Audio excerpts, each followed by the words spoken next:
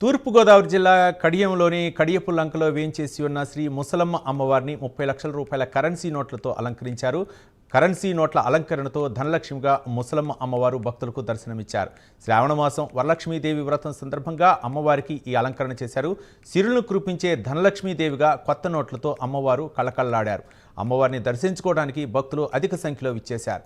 ఈ సందర్భంగా ఆలయ కమిటీ సభ్యులు, గ్రామస్తులు అమ్మవారికి ప్రత్యేక పూజలు చేసి మొక్కులు చెల్లించుకున్నారు.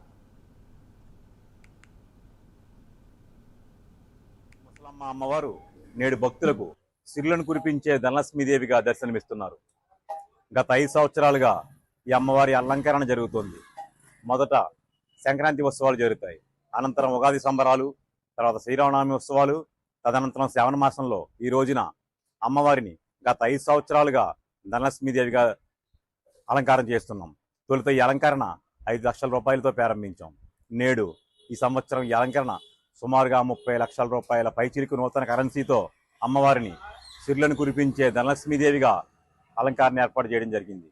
తర్వాత వచ్చే దీపావళికి మరలా గుజరాత్ తరహాలో 250 కేజీలకు పైగా తీపి పదార్థాలతో అమ్మవారికి గత 4 సంవత్సరాలుగా ప్రత్యేక నైవేద్యాలు కూడా సమర్పిస్తున్నాం. అమ్మవారు ప్రజలందరూ కూడా వర్ధిల్లాలని అమ్మవారిని ప్రార్థిస్తున్నాం.